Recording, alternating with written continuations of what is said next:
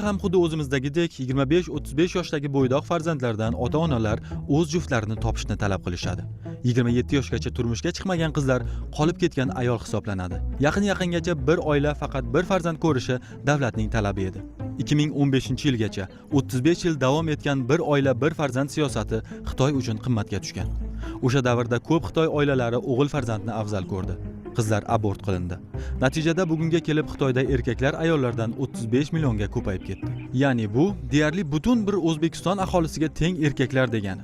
Shunday bo'lsa ham ota-onalar to'y ko'rishni istaydi. Bayramlarda uyga kelgan bolalarini "To'y qachon endi?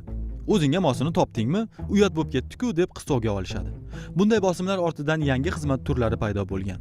Xitoyda faqat texnika va texnologiya emas, endi munosabat ham sotiladi.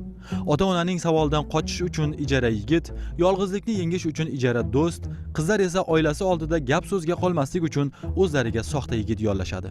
Bu kulgili ko'rinishi mumkin, lekin ijara sevgili xizmatlari Xitoy jamiyatining talabiga aylanib ulgurgan. Xizmat narxlari ham arzon emas. Ijara juft rolini o'ynab berish soatiga $76 dan $183 gacha. Bu shunchaki yonida turib beradigan hamroh xizmati. Agar rol 18+ aloqalargacha o'ynab beriladigan bo'lsa, narxlar qimmatlashadi. Ota-onaga tanishtirish uchun olib boriladigan safar, ovqat va yashash xarajatlari ham alohida. Yoki o'qituvchi chaqirganda majlisga borib keluvchi ijara ota-onalar ham bor va ular soatiga $7,5 dan olishadi. Hozir Xitoyda 3 farzand ko'rishga ham ruxsat, lekin yoshlar tug'ishni xohlamayapti. Kecha bu mamlakatning eng katta boyligi milliardlab ishchi kuchi edi. Bugun esa o'sha milliardlik mamlakat qarib boryapti. Har qayerga qaramang faqat keksalarni uchratasiz.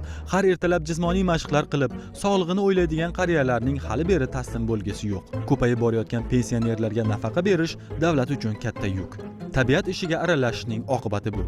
Bu yosh kattalarning hammasi 50 yil oldin ko'p farzand ko'rishdan qaytarilgan avlod.